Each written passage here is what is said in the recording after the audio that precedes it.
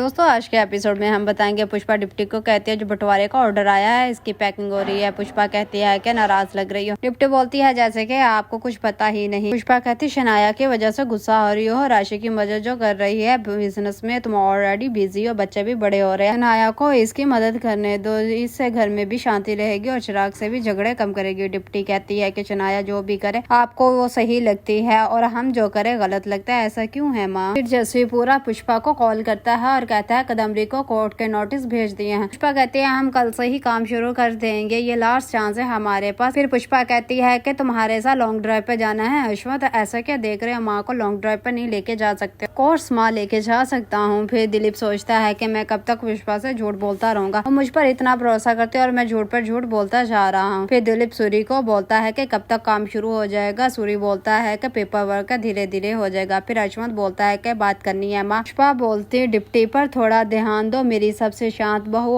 बात पर झगड़ा करती है। चलो शनाया राशि की मदद कर रही है और डिप्टी को भी इसका साथ देना चाहिए। वो गुस्सा करने लग जाती है, मैंने इसको समझाया मगर इसके पल्ले कोई बात नहीं पड़ी। अब तुम ही इसको समझा क्योंकि तुम पति पत्नी हो, पहले इसके दोस्त हो। एक काम करो तुम हॉलीडे पर चले जाओ, हवा पानी बदलेगा तो इसका मन भी शांत हो जाएगा, शायद इससे उसका जहन बदल जाए और वो झगड़ा ना करे। अश्वथ हंसकर बोलता है मम्मी सेकंड हनीमून, अब हम लॉन्ग ड्राइव पर आ ही गए तो फिर बढ़िया सा खाना हो जाए। पुष्पा कहती है प्लान तो मस्त है। फिर शनाया दिलीप को बोलती है कि आपने मुझसे झूठ क्यों बोला है, पुष्पा को तो पता भी नहीं है कि इसका घर गिरवी पर है, आपने इसके साथ चीटिंग और फ्रॉड किया है, वो भी अपनी दोस्त और एक्स वाइफ के साथ।